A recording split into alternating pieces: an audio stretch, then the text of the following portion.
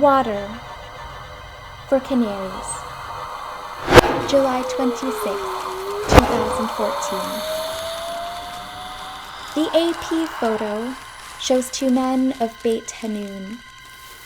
During the ceasefire, they had gone back to what they called home to find their birds alive amid debris.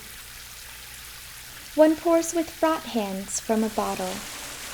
It's a small-throated mercy, surviving a strike from the air.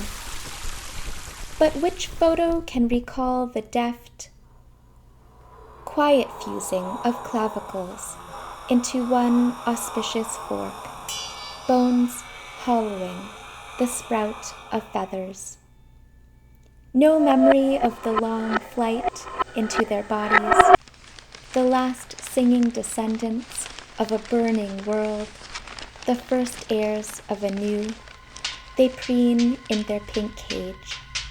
Their bodies emanate fine clouds of dust.